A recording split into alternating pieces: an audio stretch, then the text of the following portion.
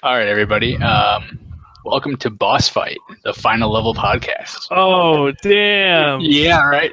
Just like in a video game, this could be super awesome, or it may drag on, take several forms that gets worn down, and be totally not worth all the time. That Who deserves a knows? GG button right there. So, listen along, and hopefully you'll enjoy this. So, No, E3 was you a probably thing. won't. No, it wasn't. Yeah, it was.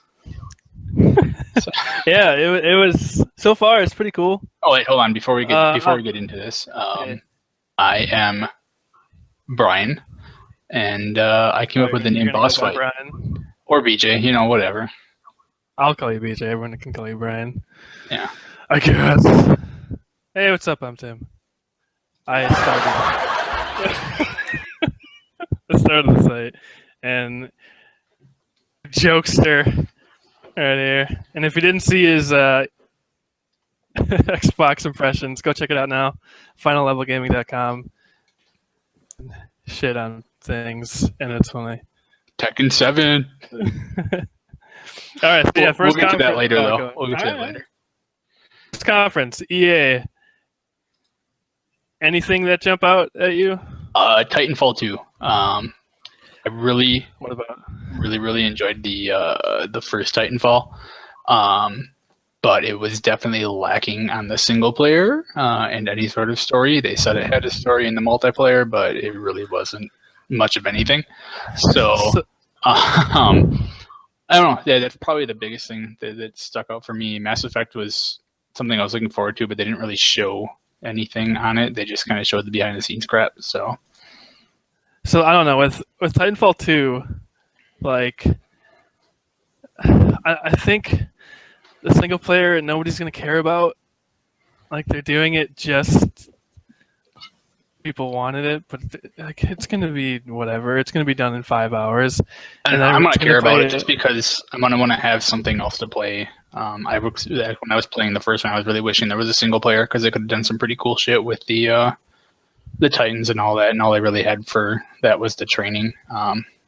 I'm looking forward to it being on more platforms, so there's more options of people to play it though, because it was a really fun game. But I felt like it kind of wore down quickly. Yeah. Also, you should remember to flip the cameras if you're not. Oh, I am. Okay, cool. Yeah, I don't know. Like it was really cool. Like immediately when I first bought it, it was awesome. I loved it, and then I just stopped playing. Yeah. Care to go back. I don't know if that's going to be more the same. Like with the trailer that they released, like game with like bling hooks. Yeah. I mean, that's Titanfall. That's me with like 90% of FPS games. Unfortunately, is I play them for a little while and then I just kind of fall off them, especially because I suck. So I don't really play them that often. I'll play with my friends, and then once that kind of wears out, I don't keep playing it, with the exception of Overwatch, where that game is fucking phenomenal and I love it. But we're not here to talk about Overwatch today. So speaking of FPS games, what do you think of Battlefield 1? Dude, I am on the hype train, all aboard. Yeah. Like, I'm not crazy about Battlefield. The last one I really liked was Bad Company 2. But something about just like the whole World War I thing. They have tanks and horses and planes and all the things they can really think of. Yeah. They can just throw into this. Like the potential is just through the roof. So I'm going to give you a rundown of my Battlefield experience, going in most recent to oldest. I played Battlefield Hardline for like 2 weeks, and then I stopped. Like everyone else did. And then I played Battlefield Vietnam on PC. And before that was Battlefield 1942 and its expansions. So that's my extent with Battlefield. And Battlefield 1. Tell your Battlefields. Well, hold on. So Battlefield 1 looks phenomenal. I can't see myself playing it for probably more than 2 weeks again, and I really hate the name Battlefield 1. They should have gone with they should have gone a throwback to Battlefield 1942 and gone with the year. And I think that would have been a lot more appropriate, especially since we've had Battlefield 2, Battlefield 3, Battlefield, whatever. Now it's Battlefield 1, and it's like, what a dumbass name. Yeah, so is the Xbox one. Yeah. Let's not talk. That's years old now. Yeah, Let's not talk I about get that. it, I get it. But I don't know what they're planning with that. But it's maybe because World War One or I something. know that. I'm exactly sure that's why it is. I just kind of wish they had done It's dumb. Yeah, it they could have even done differently. Battlefield 5, and nobody would have cared. Yeah. On a side note, I just realized I was Like, not oh, all right, recording my Battlefield audio, 5. so hopefully the audio on this is good enough. Yeah, whatever. Yeah, so yeah, tell your Battlefield story. Oh, god damn it. I mean, let's keep in mind How old were you when you did I it? was like fucking 10 years old probably. So I was a little shit because that's a pretty old game by this point. Since Tim wants me to tell it, even though we should be talking about E3. Yes. Nope, this is more important. Back in the day, I think even before like all of the secret like Nazi weapon expansions and all that, just on plain old vanilla Battlefield 1942, you could, like in a lot of games, use voice options to call people to your vehicle. So I would just keep spamming when I was in a Jeep. I would keep spamming over and over, get in my car, until somebody did. And then I would go on it as fast as I could to right where I knew a dune buggy was, or like not a dune buggy, a sand dune that was like right next to a little oasis. And I would launch it off, jump out and draw on the guy who got in my car. And then I would also walk up to people in our own base and stab them. I got banned. You really were a 10-year-old. I got banned. I couldn't play in most games for a while. It was amusing.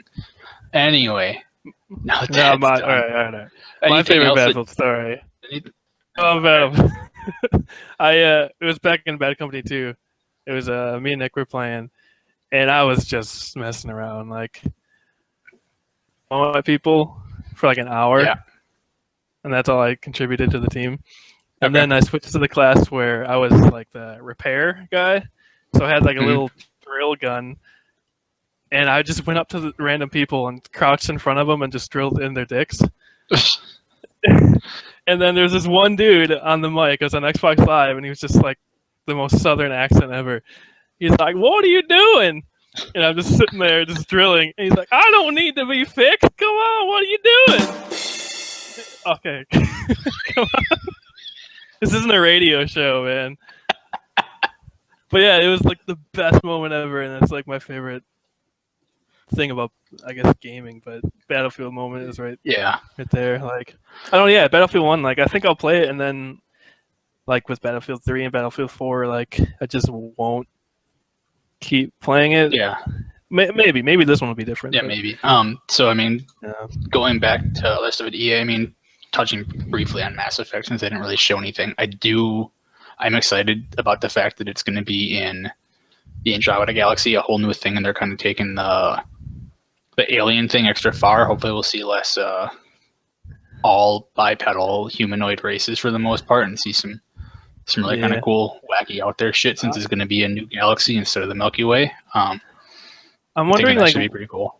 I wonder when it's going to come out, because last E3 they just showed, like, hey, we're doing it.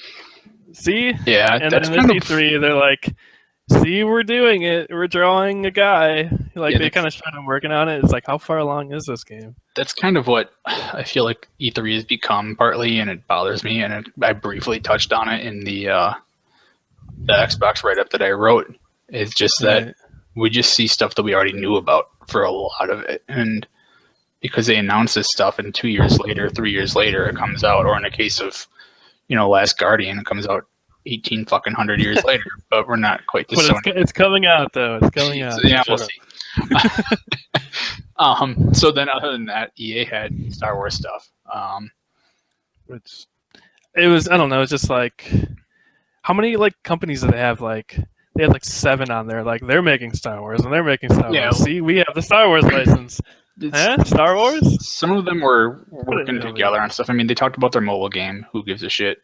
Yeah. They talked about the Old Republic, which I'm not a big MMO guy. Give me back the Knights of the Old Republic. And then they talked about Battlefield 2, or Battlefront 2, sorry, which hopefully they do better. Battlefront 1 I had a lot of fun with, but it was one of those games where it kind of wore out quickly. And then the other two, I mean, Amy Hennig, she was, I believe, a writer for Uncharted, and now she's a writer for. That's right. Now she's a writer for them for their third person game.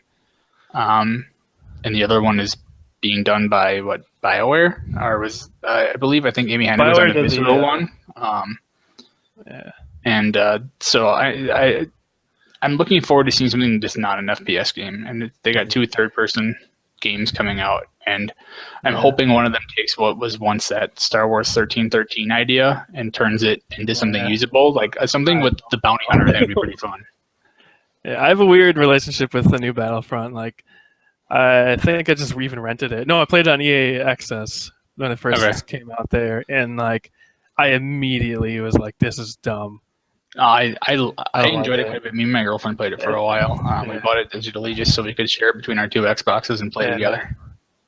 And then like, I didn't play it, and then all of a sudden I just bought it on a PSN sale. Yeah.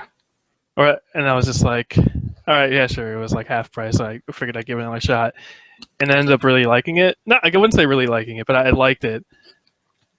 But because I think I realized what kind of game it was, because everyone complained like, "Oh, it's not a hardcore shooter." It's that we all wanted.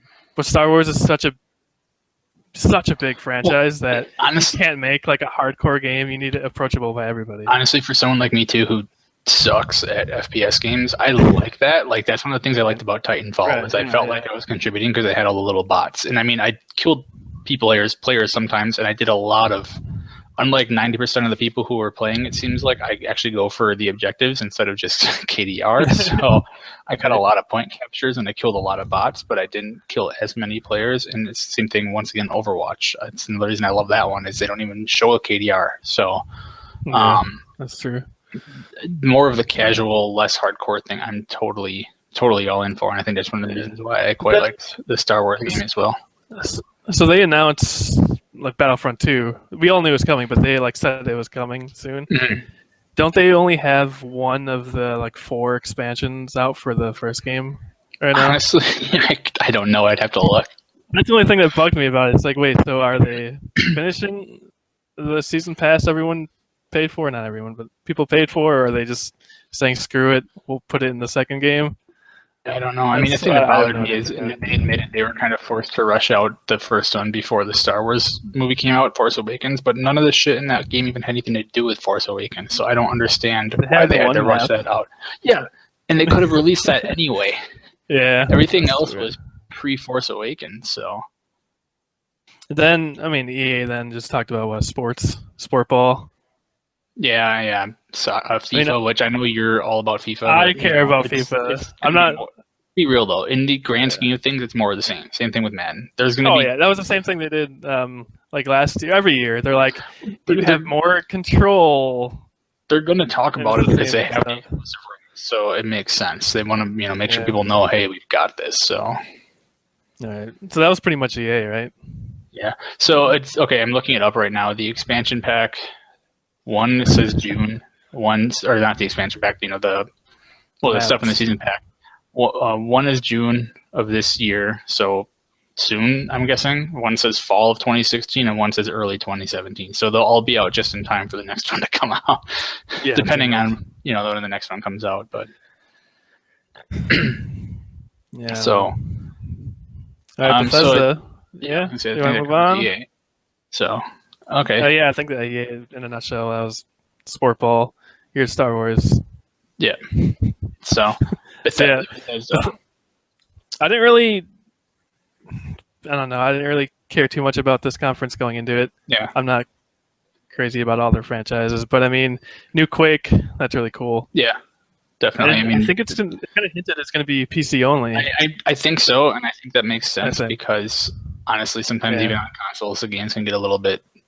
They can't be as twitchy and reflexive as they can with a mouse and a keyboard. Right. And Quake is at its core in a fast-paced arena shooter, and without that, it's not Quake. Right. And it's like putting Counter-Strike on consoles. It doesn't really work. Yeah, I mean, overall, I was really curious because up until last year, Bethesda never did a press conference, and so of their own. So I was like, okay, last year it was for Fallout, which is huge. I'm like, so what are they doing this year? Do they have some big thing? And to be honest, I was. The theme of E3 for the most part for me is being underwhelmed a little bit. I guess just because last year there was some big stuff. I mean, Quake is going to be cool. Prey I never played before, and I'm not much for the horror genre. It looks fucking The new kick-ass. trailer looks kick-ass, cool. Yeah, I'm too much of a pansy to play horror games. me too. I never got into Skyrim. Maybe it's because I got a free copy when I worked at Best Buy through them, so I never had the financial investment and played it. I don't know. I just never got more than 2 hours into the game. Yeah, I tried a few times. Like I think I've restarted the game like 5 times by now, and the way I play, I'm very like, if it doesn't hook me right away, yeah, I kind of just move on. There's only so much and then time I was talking to a friend of mine, and I told him, I was like, dude, I just can't get into Skyrim. Like, what's wrong with me? And I told him how I was like, yeah, I just started a few times and played for a few hours like a week, and he's like, oh, that's why you're playing it wrong. Skyrim, you need to lock yourself in a room and just play. Yeah, and I'm like, I can't do that. Yeah, but I don't even know like.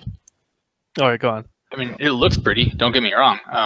But it also looks like stuff that people have been doing on PC for the last 5 years since it came out through mods. The console players get that though, but yeah, the way like I don't know how well it's gonna sell because it's already like I think I tweeted about this, but it was like everyone who probably wanted to play Skyrim has bought it and played it. That when they just make it look prettier, yeah. Like, I mean, people were excited for it. People want it because they want to play again. But I would, even though I'm not big into the Elder Scrolls thing, it would have been cool to see a new Elder Scrolls game. But Todd Howard was talking. Well, there was one. It was Hearthstone. Yeah. Well, I was going to say Todd Howard was talking in a thing. He said they're probably still a few years off of another Elder Scrolls game. They have an idea of what they want, but I mean, so yeah. So Elder Scrolls Legends, yeah. I mean, everybody wants to do the card games now that Hearthstone got so popular. I mean, it's gonna be good, probably. I'm sure. I mean, Hearthstone is. The thing is, I played Hearthstone for like 6 months, pretty friggin' hardcore. Loved it. Another thing I just kind of fell off of, and now I actually I jumped back in again one day, and they've done so many changes where it's like none of my cards are going to be any good anymore, and I'm like, I don't know if I feel like doing it again, so I don't know, maybe I will check this one out as an alternative. There's also Gwent, which I mean, there's just too many card games coming out right now. People are going to be mad at you for Gwent. But... I know. I'll talk about Gwent and the Xbox stuff because that's where they brought it up. But we'll talk about that. I think it'll be right. So Dishonored, right? Dishonored 2. Yep. And then that was the one that they really put a lot of focus on, and that trailer looks so cool. The game looks so kick-ass. So this is another one. I've just been a horrible gamer for this E3. I had Dishonored. I spent about 3 to 4 hours in it, and I lost it. I just wasn't into it, and the concept was awesome. I had fun what I did, and I just one day stopped playing it. And I'm hoping, and it looks like this one's going to grab my attention more. It's really fucking cool how you can play as either Corvo or Emily. And but I was listening to one of the post-conference things. I think it was on Monday. And they were saying there's actually a third way to play it as well. What? Which is an optional no powers mode. No, that's pretty cool. So you can play the whole game without any of the mystical magical powers and just using your stealth and your fists and normal weapons and stuff like that, which I was like, that's pretty cool. I would probably never do that because the appeal is all the mystical powers, but that's pretty cool option for people who want to go, hardcore about it or something. Yeah. My experience with Dishonored, I bought it on Steam, and I've had it installed because it's one of those, I should play that game. That's you in Steam. You buy things in every Steam sale and then never play them. Or I buy ones I can't run. Yeah, I like Ark. But then again, nobody can run Ark. I want to level so Ark, much fun, but you gotta be able to play the damn game first. Yeah. Okay, so speaking of Ark, they talked about that too, but that's not at the Bethesda conference. And there was nothing that caught my eye. It. Yeah, there's nothing. Then the only other one then, besides the big guys, was Ubisoft, right? Yeah. Now this one, I wasn't able to watch the whole thing. I was only able to watch probably a little more than the first half. I don't remember exactly what I missed other than Steep, which I looked up because that's one that actually interests me. is steep. Other than that, most of Ubisoft's conference was, and Aisha Tyler was cringy as always. I actually tweeted out. Called it. I tweeted out. I said, "Never forget #Girlwood," and like 2 minutes later, she said Girlwood, and then I tweeted out again. Oh my god, she actually said it. That was my pre E3 prediction. As I said, Aisha Tyler will show up at some point. Well, yeah, she does. She always does the Ubisoft one, but I just, I was watching it and I saw her and I said, yeah, #never forget, or never forget #Girlwood, and because that was like 2 or 3 years ago, and then she said it again, and I was like, oh god damn it, Aisha. Pretty soon she's gonna be doing like E3 memes, like, oh, there's a giant enemy crab, right? Ha ha ha ha ha ha. Look at the bottom of an avatar's foot, ha ha. I prefer to see Aisha Tyler when she's Lana. Yeah, they should just get John Benjamin to crash her. So here's what I want to talk about with Ubisoft. What the fuck was that acid trip at the beginning of the fucking show?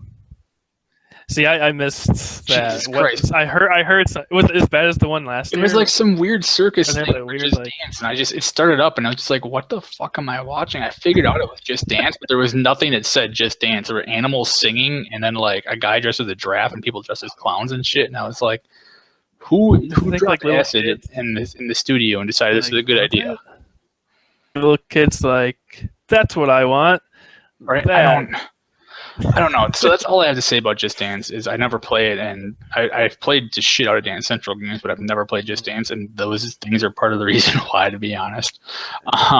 So South Park, the fractured butthole. I mean, butthole. Did you play any of the first one? Oh my god, I loved the first one. I beat the shit out of that game. That was the Stick of Truth. That was so good. Yeah, I was when I first got it, and it was cool because it was South Park, but like I didn't like the gameplay, and I was so torn inside. It's like it was like Paper Mario gameplay, and I love Paper Mario. See, so I don't really like Paper Mario that much. I like Mario RPG, but Paper Mario is like, like the original Paper Mario. The new one's been crap, but so I put it aside for the longest time, and then I was like, you know what? I gotta try it. It's South Park. I gotta try it, and then I loved it. As soon as I came back, like halfway, I loved it. So anything of this from the new game, I am just I can't wait. And buy it and get Stick of Truth free on current stuff, which is cool.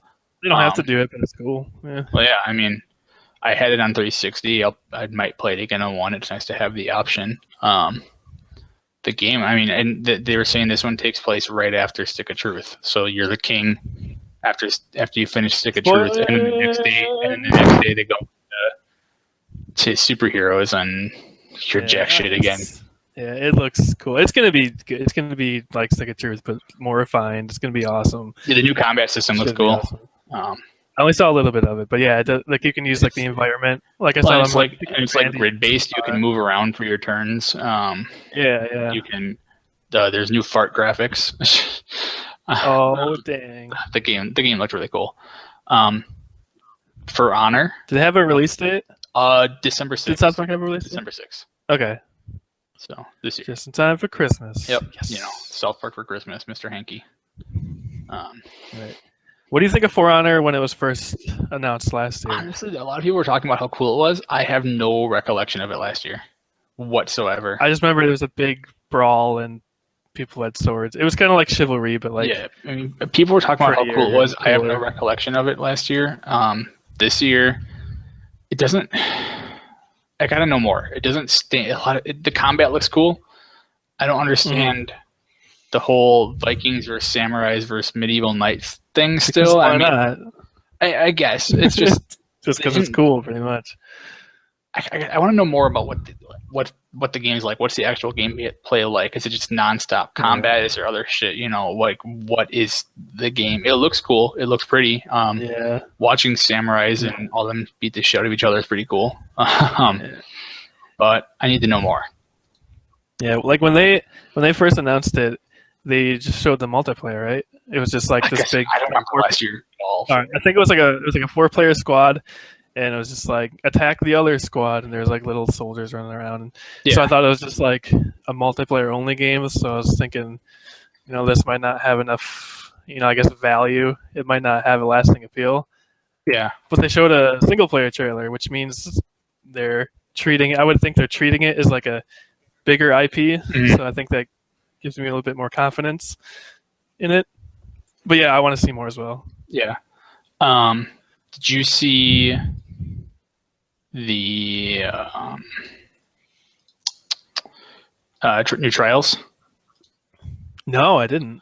So it's a mashup between Blood Dragon and Trials, and That sounds amazing.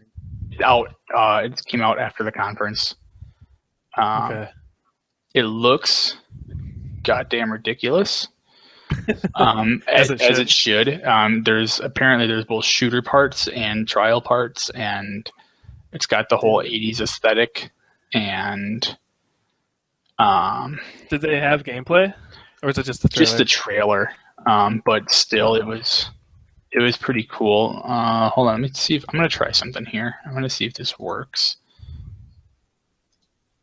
because if it does, this would be pretty cool. So trying to like show the trailer or something.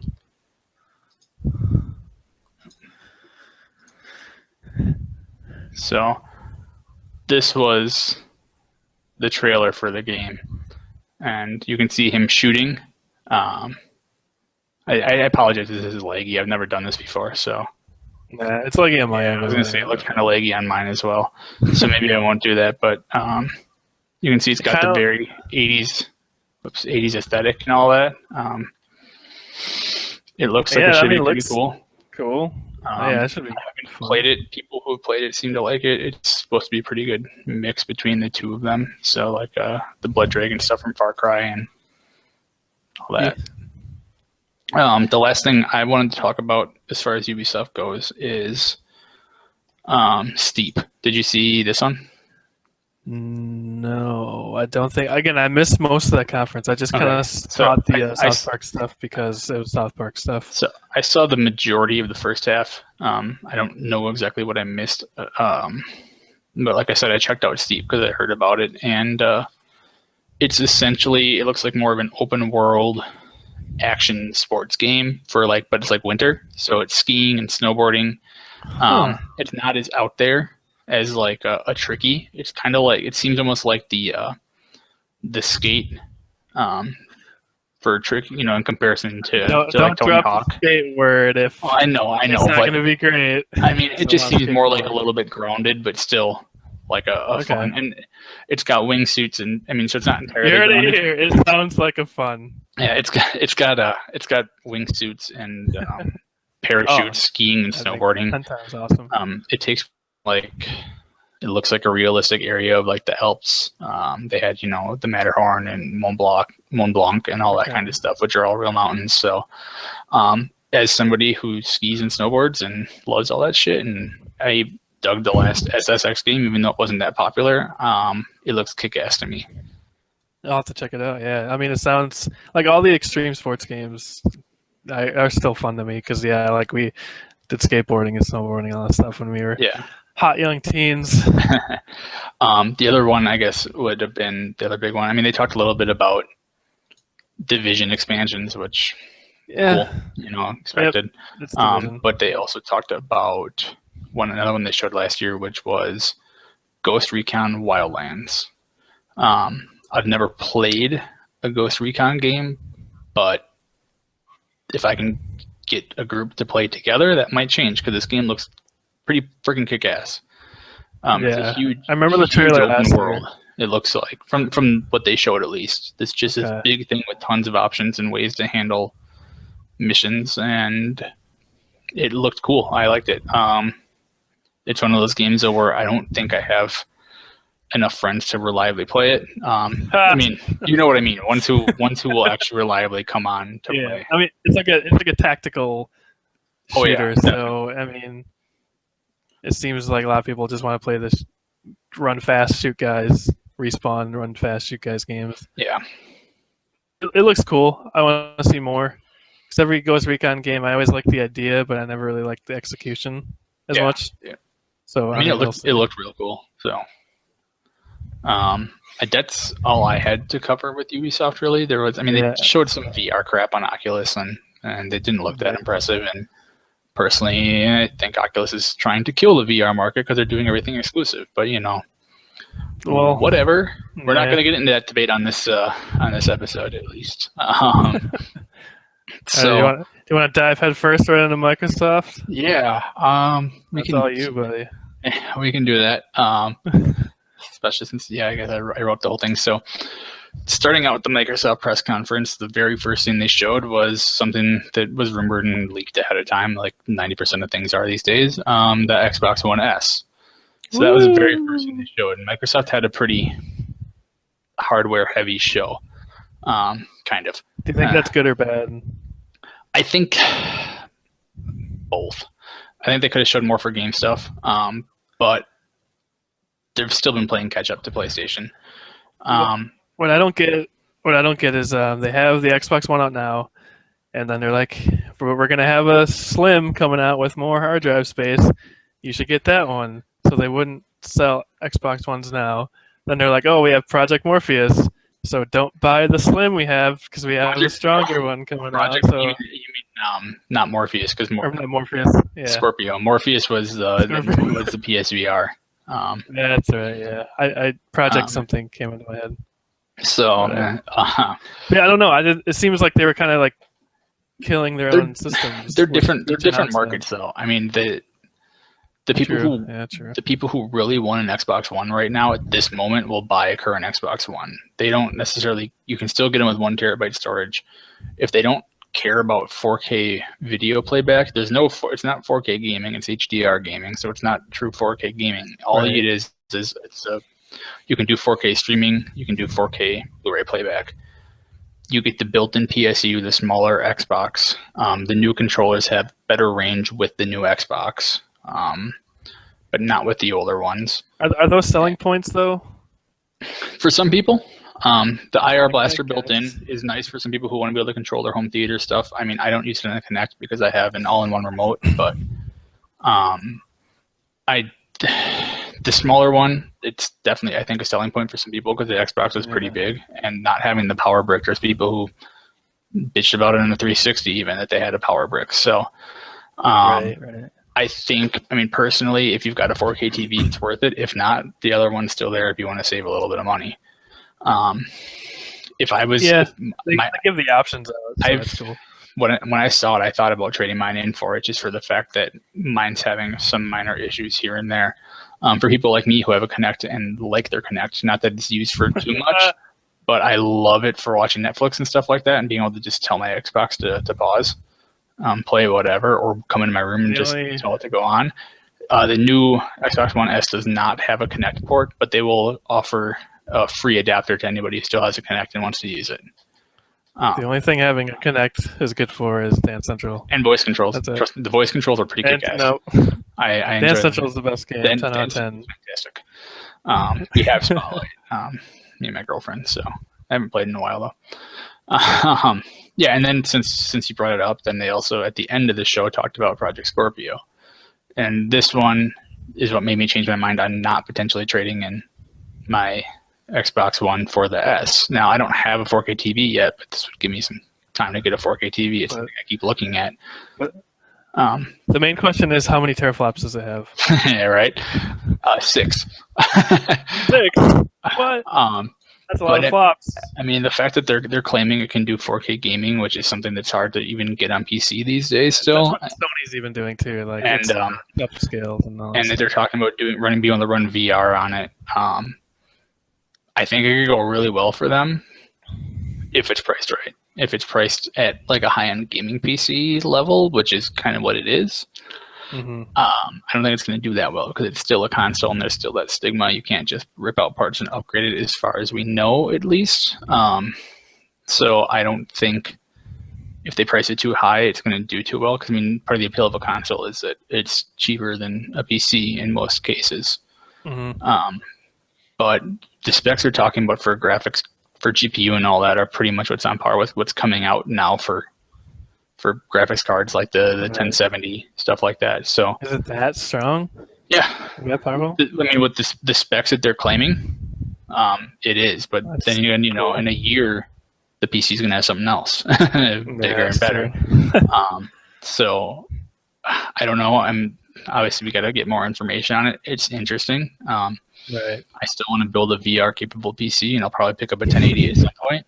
But for my living room, because my computer is not in the same room as my TV, I like the idea of that because I still like being able to play games on there. Now, on that topic, unless you got anything else to say about Scorpio or anything. No, get on to the games, brother. Well, not quite there.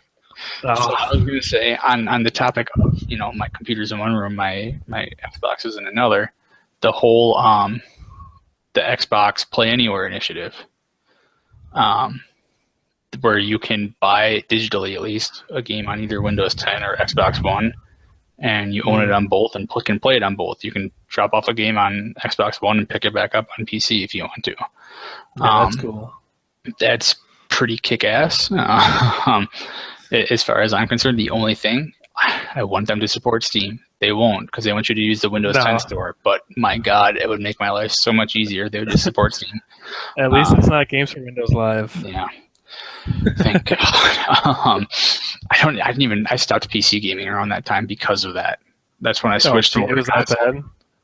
That's when I was a little baby console player. Yeah. So, I like it because I have Killer Instinct on my PC and I can get Gears of War on my PC. Like that's cool. Like people were complaining about it, which I get because they bought a console for exclusives, but I don't know. More people can play cool games. Yeah, I mean, and I used it as an example in my article, but like my girlfriend loves to play Dragon Age, which is a huge game that she's nowhere near completing. So if I've been playing Forza, say Forza Motorsport or Forza Horizon 3, which is coming out this year, if I were playing that on my Xbox and she wants to play Dragon Age, and we have two Xboxes, but one's in the bedroom, which is not very nice to sit in the bed for hours playing a game. I'm like, oh, I can, if I want to play that and she's already playing Dragon Age, I can pop back to my PC, pick up where I left off, hook up my Xbox One controller to that and go ahead. Yeah, that's cool.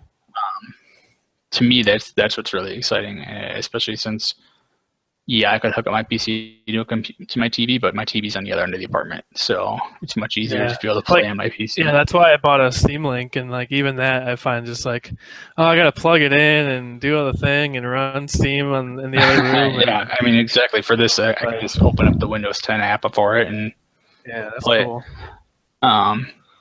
So let's talk about the first game Microsoft showed, which was Gears of War 4. What are your impressions on Gears of War 4? Because I think you've played more Gears than me. I played the first Gears when it was super hot. That was the first game I got for my 360, and it was really awesome at the time. I mean, I loved it. I played online so many hours. I wasn't good at it, but I played online. You're not good at anything. Had fun. That's very true. But except looking good. But I played Gears of War 2. I think I kind of waited on Gears of War 2. I don't know why. I just kind of did, and I loved that when that came out. I didn't play 3 at all, but I put this in my it was in our top 5 most anticipated games for this E3. I had it up there. Read. My one fan doesn't read it, but yeah, I don't know.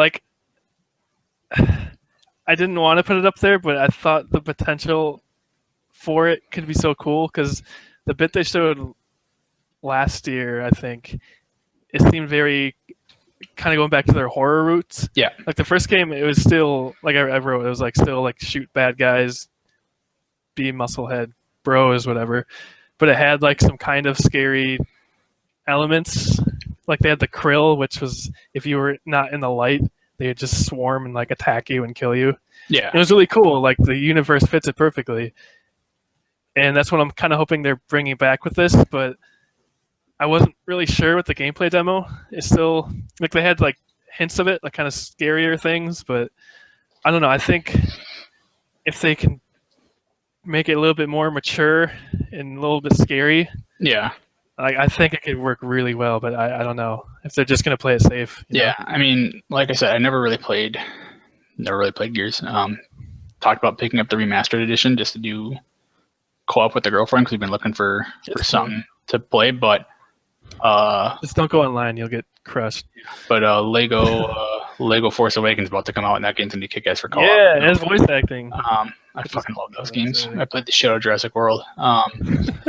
But yeah, so I might pick it up for that, but otherwise I've never really played it, and with it being the fourth entry, I don't know the characters. It didn't draw me in really. It looked cool. That saw blade gun that was just shooting saw blades. That looked kick-ass. I don't think there's really much story you're missing or character development from what I remember. But I mean, like, if you're gonna try to have hard in life, you want to try to draw people into the first game on the new or the current generation. I feel like you got to do something to say, hey, here's why you should play it. Besides just chainsaw kills and the saw blade guns, which are I think the two new characters. I was gonna say the saw blade gun was cool the first time I saw it. In Borderlands 2 on that car. So it still looks cool. It's just it's not new. It didn't. I don't know, maybe it's probably another stuff besides that too. So it's not like it's a new invention, but it's. I'm pretty sure the new characters are. I think the two characters they showed. I think they're new. And I was wondering, whole my parents or mom or whatever got abducted wasn't really doing it for me. They kind of did that before with one of the guy's wives, which I won't. I guess spoil for you, but it's an old game. But like, it seemed like they tried giving a lot more personality and have him talk more than just like. Well, yeah, I mean, they got Laura Bailey as a voice actor. And, it didn't. I don't think it worked though. It was just cringy a bit. It was a lot of the generic banter. Yeah, and I mean, it's only so much you can do in a situation like that. And I mean, they got Laura Bailey, who's a pretty big voice actress, and they gave it their best. I wasn't sold. If I play Gears 1, a remastered ever, and I like it, maybe I'll bounce around to it. But it's a good pick up and play, shoot some guys game. I mean, it's fun.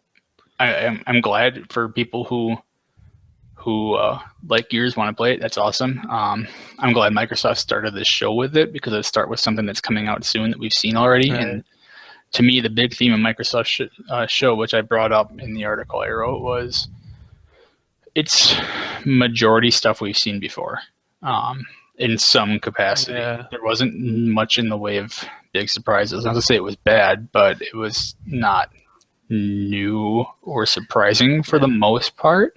The main thing I was put off by is last year they kind of did this. They had the new stuff, but it was like, here's a trailer for Recore and Gears of War 4. They had all the trailers then.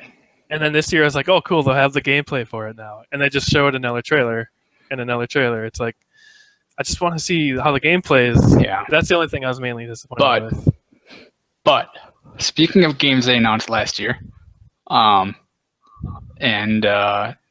they actually did show and talk about this year, there's one that I want to talk about right now that I'm quite excited for. And that... What could it be? Is that's the wrong one. Sea of Thieves. So I'm a floating disembodied head now. Yeah. So let's talk about Sea of Thieves. I'm going to turn this off. You're more excited about it than I am. I'm excited for it, and I'm cautiously excited for it, I would say. Just mostly because of the fact, as I mentioned before, I don't do a lot of online with other people unless it's people I know, and this game so far has shown it being very heavily reliant on that. Now, is it coming to Windows 10? I believe it is crossplay. All right, that's cool. So I'm not 100%, but I can check on that. But that's the only thing that kind of made me a little bit iffy on it, is the fact that I don't typically do too much of that just because it's such a pain in the ass to me. It is coming to Windows 10 as well. So it looks really freaking cool though. I like open world exploration games. I played many hours of Minecraft. I played many hours of Ark Survival Evolved. And I mean, I know those are partially survival games too and all that, but I'm excited for it. It looks really, really cool. They talked about too, and I think it was supposed to be is in the trailer somewhere too. They got Krakens, and they've got, I mean, every pirate thing you could think of are there. You can get drunk in it. Yes, you That's can. what I'm. I was talking to you about this actually. The ship part where they were battling reminded me very much of Guns of Icarus, which we had a lot of Yes, that's fun what I with. thought. And I liked. I thought it was real cool when they sunk the ship and everybody was still on it, and then you just saw this ship going down. Right. It looks like a really pretty game, and it looks like it could be a lot of fun with the right people. I'm just scared of Rare's recent track record. I don't know how much talent they still have there. And I don't know how much of that is on Rare and how much of that is on Yeah, Microsoft. very Because true. I understand. I know a lot of people left, so I just don't know if it's a lot of yeah, kind of. It's an okay studio now. I don't. They haven't really done it much. seems like this is the first thing in a while though Microsoft has said, this is your passion. You guys go ahead and do it. I mean, they said they want to do the Connect games. That was something they wanted to do because they thought it was the future. But it seemed like after a little bit they got shoehorned into that. And this is the first thing. I mean, they're getting time. They're not just pumping it out. They're getting time to work on it. I just think Rare isn't what people think Rare is. Oh no, it's so not their the same company expectations anymore. You can't. Their expectations are just going to be. I'm not expecting sky high, Banjo Kazooie, but I'm going off of what I've seen, and what I've seen looks really cool. I just think a lot of people are going to be like, "Oh, it's a Rare game, cool, it'll be amazing," and then they'll be like, if it's pretty good, they'll be like, "This is." I don't feel like that there's that reputation for Rare anymore, really. Maybe not anymore, but I think some people will have the. One of the things I wanted to touch on is one of the things I also mentioned in the article for that. What did you think of the gamers they had playing in their demo, the banter? It wasn't cringy, really. Yeah. So it was as good as it could have been. I think it was just like you have to show excitement, but it's hard to have it. Here's not look forced and all that stuff. It looked. My opinion on it was the most real I've seen at E3. Yeah. Typically, I mean, it's the same thing when I was watching the Wildlands one, the Ghost Recon. It was the usual, especially with the way Ubisoft does their stuff sometimes. It was the usual, I'm flanking here, you flanking there, we've got the guy. It was all like military talk and making commands. And right. I have never played with anybody who does that. Now, what I have played with is people who sound like those gamers playing that game. There was one guy standing on the beach as the pirate ship is driving away, going, "You guys left me behind." That would be something that would happen with us playing. There's somebody else, issuing an order saying, "Hey, do this," and the guy goes, "Shut up! I'm looking at the water." Like, this is the kind of stuff that I would actually do. So a lot of people I saw online were complaining about it and how annoying it was and how bad. To me, all I could think of was that made the game more relatable to me, because that is exactly what I would expect to happen playing with my friends. Would be, holy crap, this is cool. Check this out. Oh my god, we can shoot that ship. Holy crap, they're sinking.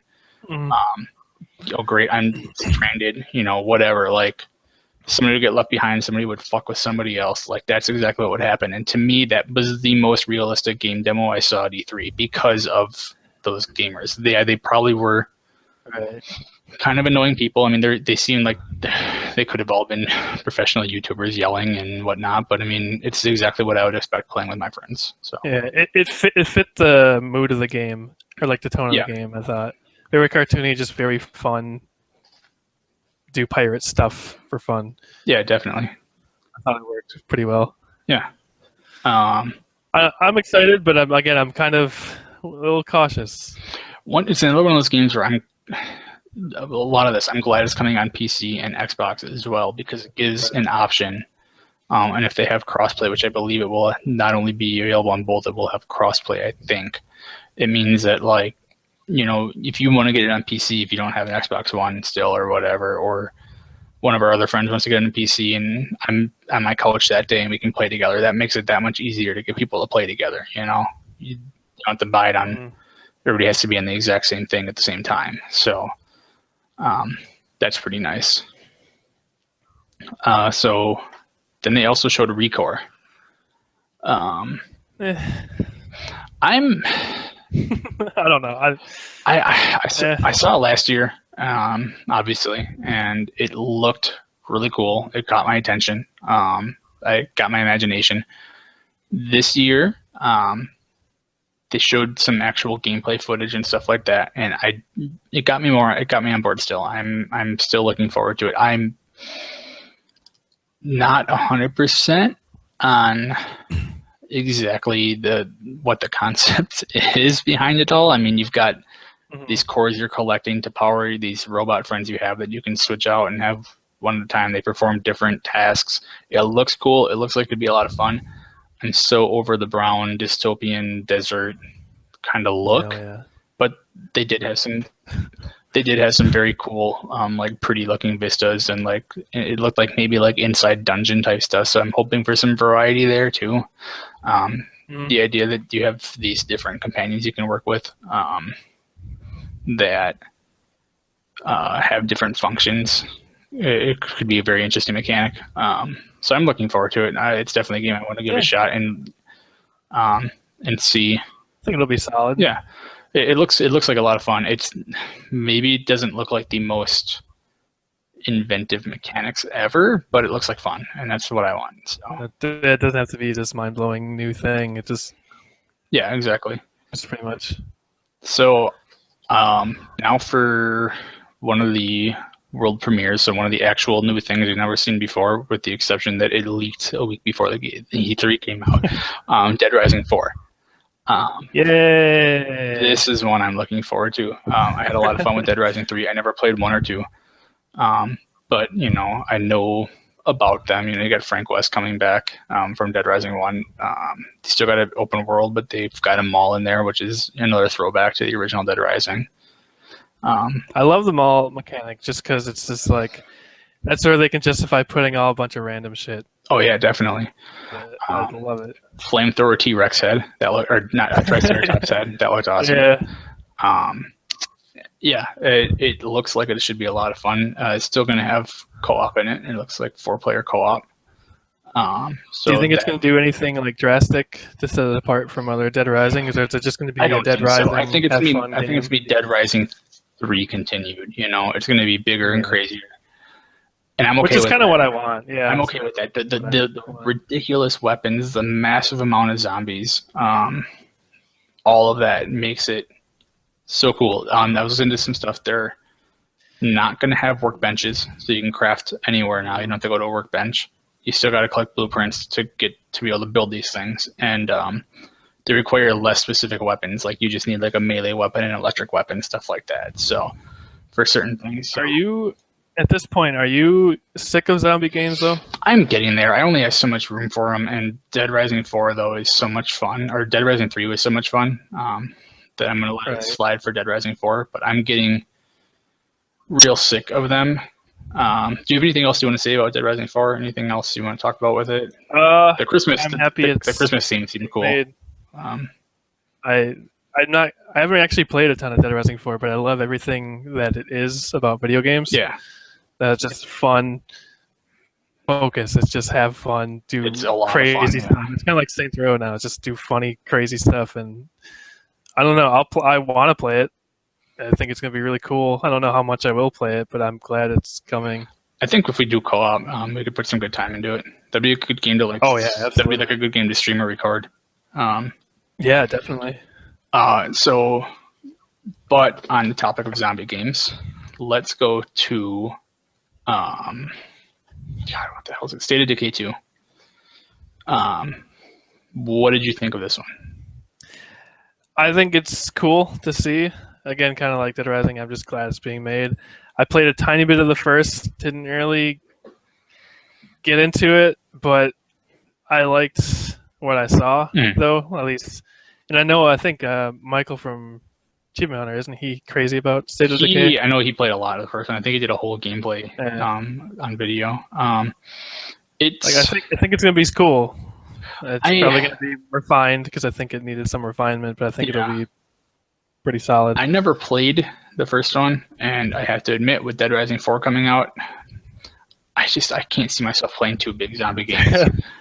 True. So I'm going to do Dead Rising 4 just because there's so many more serious type games out there. Not that I don't really know how serious State of Decay 2 is, but I know Dead Rising 4 is just fucking out there. So I'm going to stick with that one.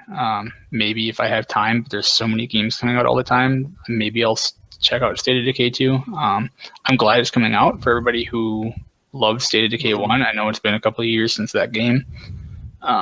It's really cool that they're going to have it to play. I just don't think I'm going to get around to that one. It's just another solid Microsoft exclusive, which is Well, kind yeah, of what they and need. I mean Which is that cool. that one was a legitimate surprise too, which is it's one of the few ones of this year that we didn't know about ahead of time and didn't get leaked. Yeah, that's surprising. Now the other one that was a world premiere, but I wouldn't call surprising, was Forza Horizon 3. I'm really looking forward to it, but it's a pattern. It's a pattern. It goes Forza Motorsport, Forza Horizon, Forza Motorsport, Forza Horizon. So I even though they didn't say anything about it, I knew it was coming. I was really hoping for a curveball and make it like a 3-game cycle instead of a 2-game cycle. Just give me a dedicated Forza Rally game. It looked cool. I mean, everything about it looked good for that kind of game. If people are into Forza and Forza Horizon, it looked like a good release of that. Yeah. But I did think it came out. The Forza Horizon 2 came out a lot sooner. I know. You just said, didn't that game just come out last year? And last year was Forza Motorsport 6. So, but I played Forza Horizon 1 on 360, and then I got Forza Horizon 2 the day it came out on Xbox One, and I put a good amount of time into that game. And it's so much fun. The open world, some of the multiplayer modes that aren't racing, that are like King of the Hill and Infection in cars, are so much fun. And just the amount of customization you can do. I have a picture somewhere on like my Forza account of I got a VW bus like 100 feet in the air because the thing was going so fast. I swapped all the parts on it, and like all that stuff is so cool. And the Australia setting looks like it's got a lot of variety, and it looks like it could be huge. And Forza Horizon 2 is already pretty big, so I'm quite looking forward to it and getting to check it out. With the trophy trucks and the buggies and all that kind of stuff, it looks like a lot of new variety to the game. It'll be good. Forza. So we're getting kind of late, so I'm gonna try to speed up the Xbox stuff. Do you have or when you're done, give it a grade? A, B, C, D. For the whole press conference or whatever? Yeah, for Xbox. Okay. So moving on to another one that we knew about, like the majority of these, Halo Wars 2.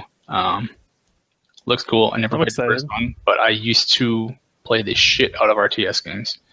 When I was a kid, I played Warcraft 3 and Command and Conquer all the time.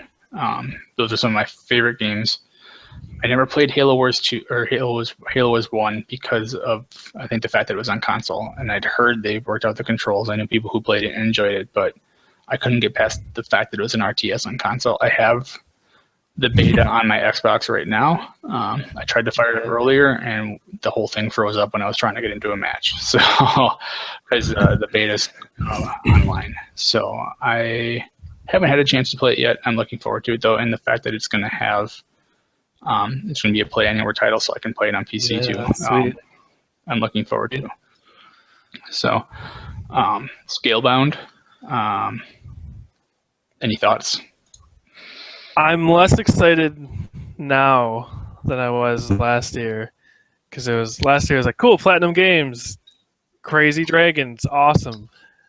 And I'm cosplaying right now as the guy.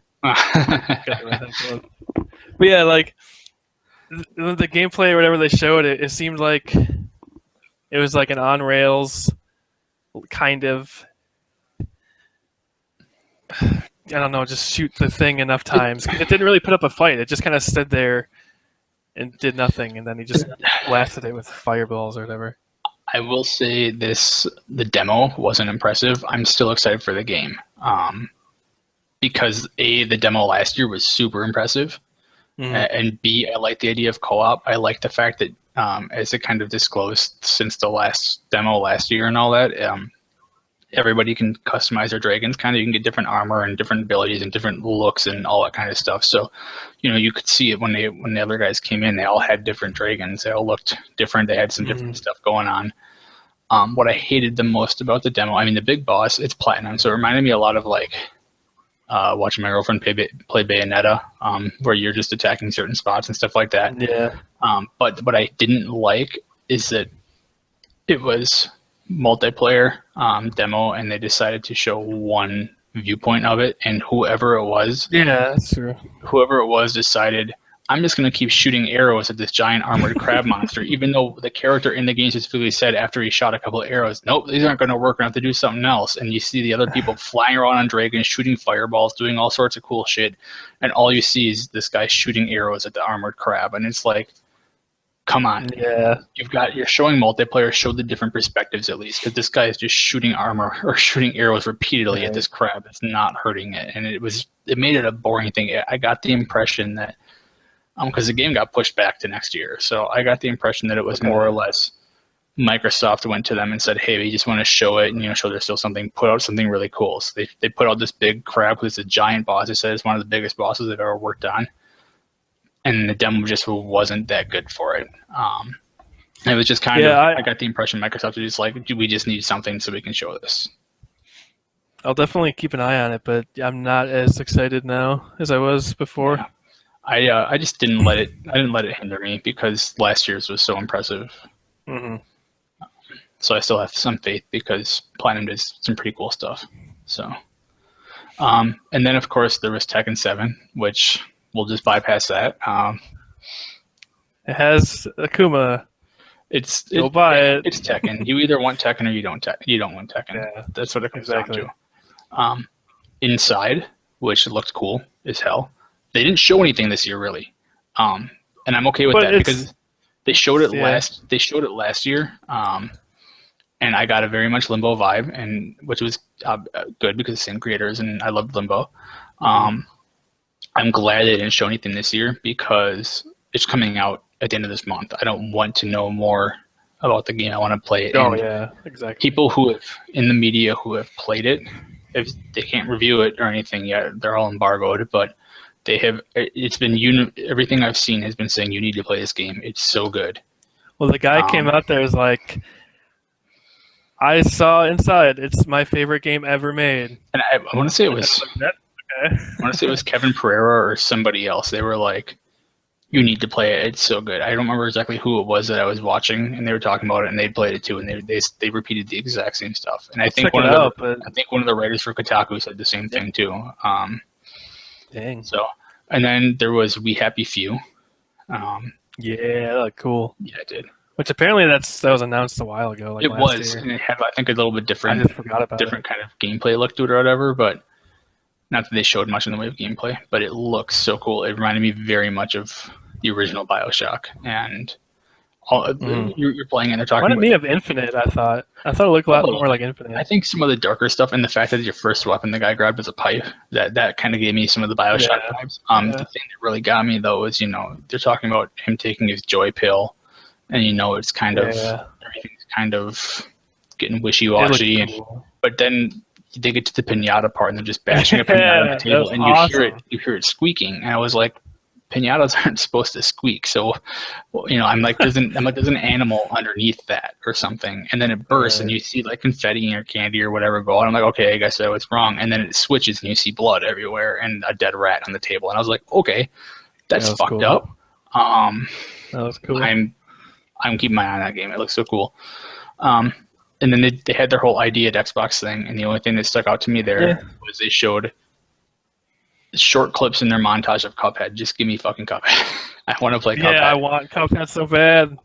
So you I want a date. I want to know when it's coming. I want to play it.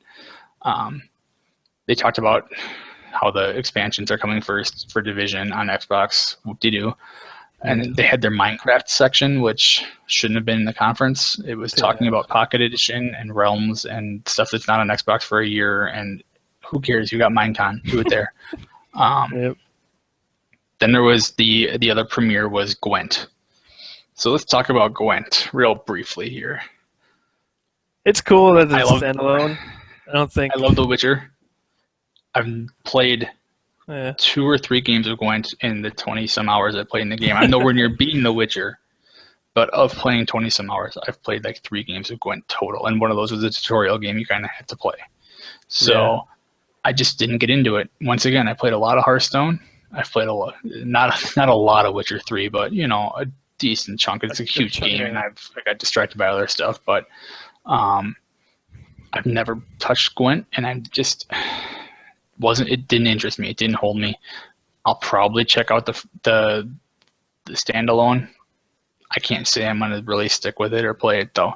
That's all I have to say on that. Great for all the Gwent fans. People definitely. loved Gwent and have been asking for it. So People get what they want, and CD Projekt Red makes money. yeah, I was really hoping. Biggest thing I was probably hoping for was Crackdown 3 news. Didn't talk about it. I'm assuming they're gonna bring it to Gamescom, and that's where they're gonna talk about it more. Because this was what, 2 years ago they first said they were working on it. They showed nothing, and last year I think they had a short teaser, or was it last year? Yeah, The first time? last year I thought they ended with like a short teaser for it. Yeah, maybe it was. Either way, like I want more info on it. I loved the first Crackdown. Crackdown 2 was okay, but I want more on Crackdown 3. Hopefully Gamescom they'll have some more on it. Right. I think that pretty much brings us to. Oh, the other thing was the new controller. Which we briefly touched on, but they're going to have their design labs where you can create custom colored controllers and all that, which I find myself collecting controllers, even though I shouldn't. I have more than I have people playing Xbox, and I will probably buy a custom one of these, and I think my girlfriend's probably going to buy a pink one. Downside, because they're custom, they have to make them for you, and they're $80 a pop. They're $90 if you want a custom engraving on it with like your gamer tag or something like that, but... Yep. So that I think overall grade. Bringing background music to the software. They'll have Cortana, which you can use with a mic. Yeah, features. Stuff. So overall grade, I'll give them a B, I guess, maybe a B minus. It was pretty, like I said, it was good content. I felt like for games, there wasn't that much that interested me entirely. And it was not enough new stuff. I feel like E3 is a great spot for bringing out all sorts of huge new stuff and showing things you've never seen before. And it was a lot of, hey, we announced all these last year. Here's a little bit more on them. It wasn't a lot of brand new stuff. It was a lot of stuff we saw last year briefly, and we got a little more info on this year. And that was kind of the big downfall to me on it. Yeah. Is it Sony time? Do I get to talk about Sony? Yeah, I believe so. Now that I probably spent, I don't know, fucking half hour, 45 minutes on Microsoft. I like coming from last year's conference, Sony, where they just blew everyone's minds over and over. I think they had a lot to live up to, and I think they really nailed it.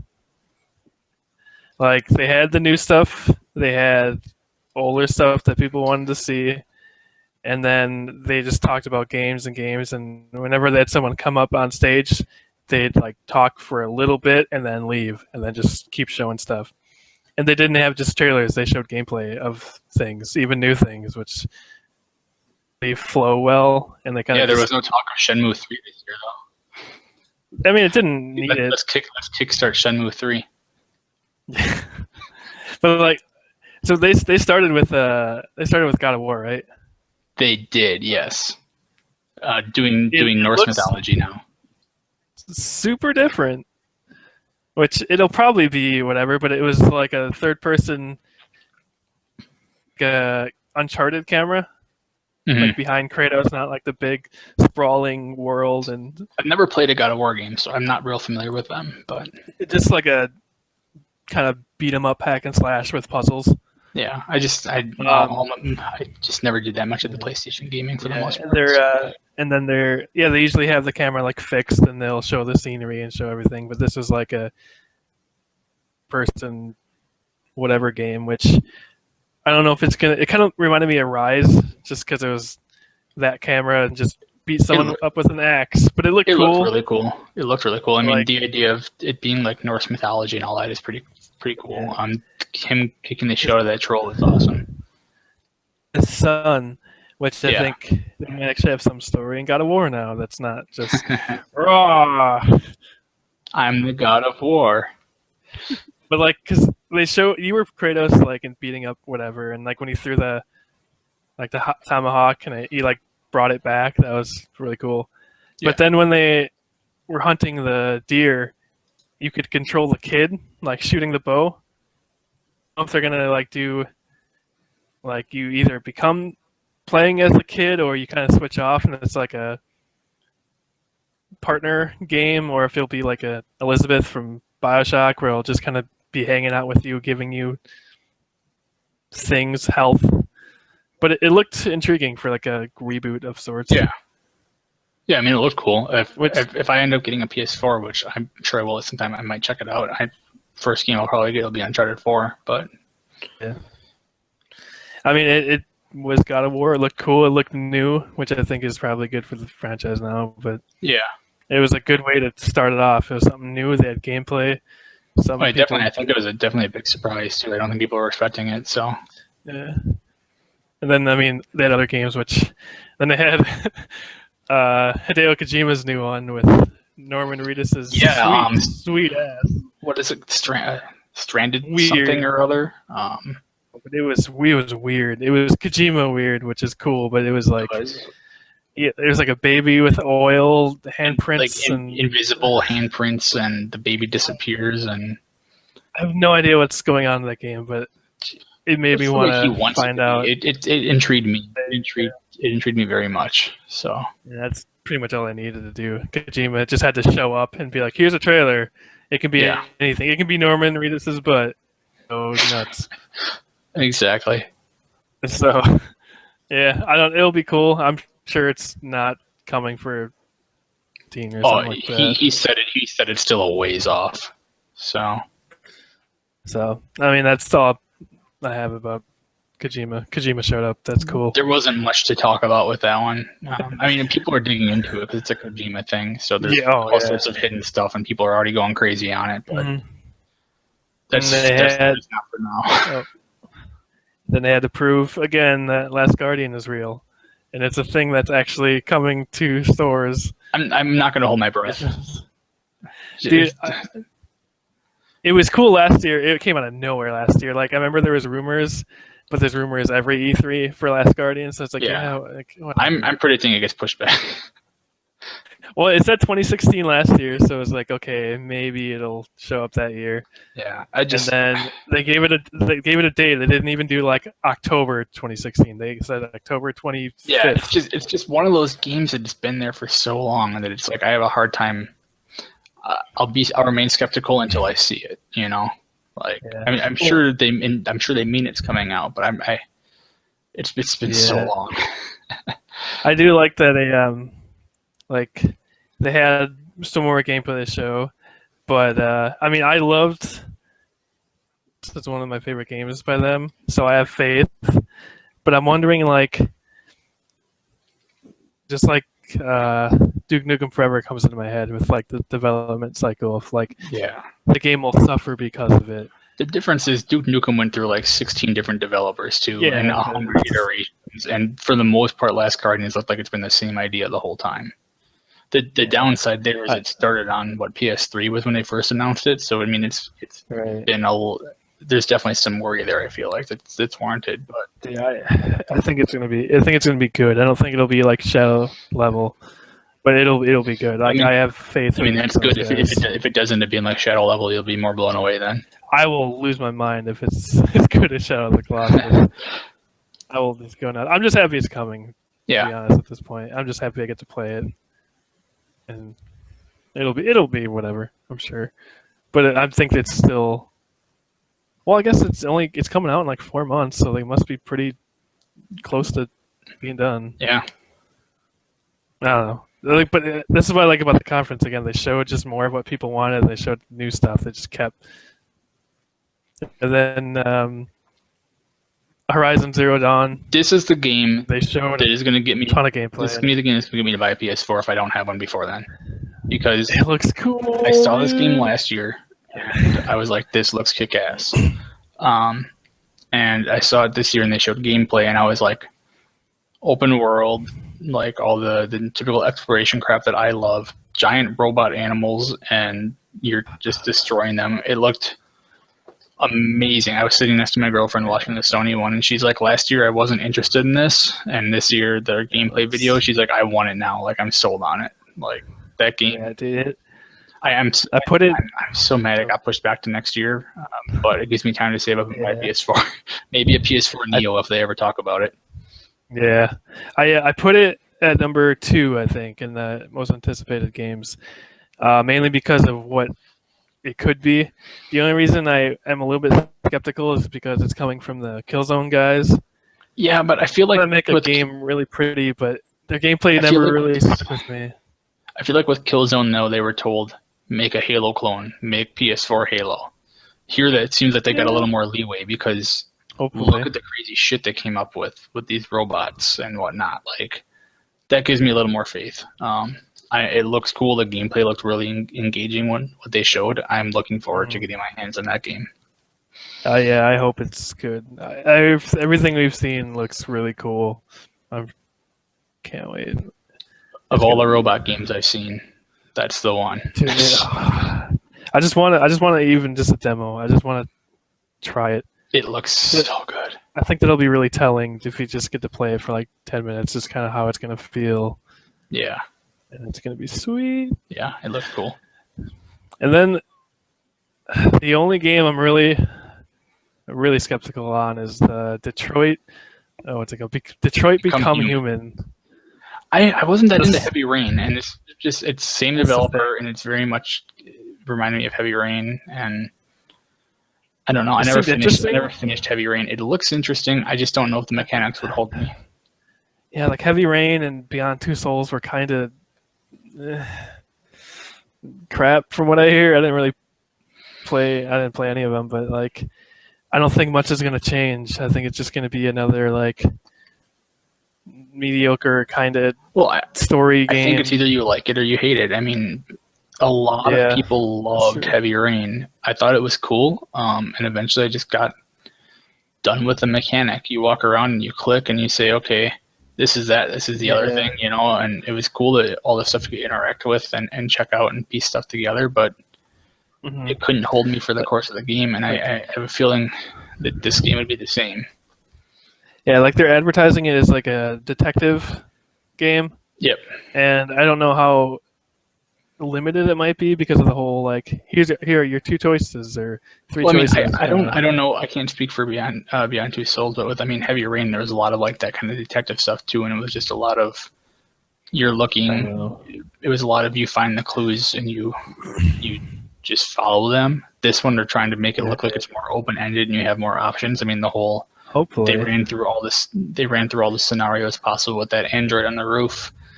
Whether or not all of that's truly possible, we'll see. I don't know. It's interesting, but I am not expecting a ton from it. Yeah, I'm not really crazy about it. And then, but what I am crazy about, and I think Crash I'm the most Bandicoot. no. Oh, well, all right, yeah, we'll go with that. We'll go with that. I'm glad that they're just like remaking the original games. Because if they were to try to make a new Crash game, it would be shit. Everyone would be mad, and this of like people can't blame them because it's just a remake. Like either Yeah, they liked the game back then or they didn't. I Which I'm played a still lot of. I was gonna say I played a lot of 1 and 2 yeah. on the original PlayStation, and they were great games, and I've wanted to play them again, and I'm really looking forward to the fact they're remaking them.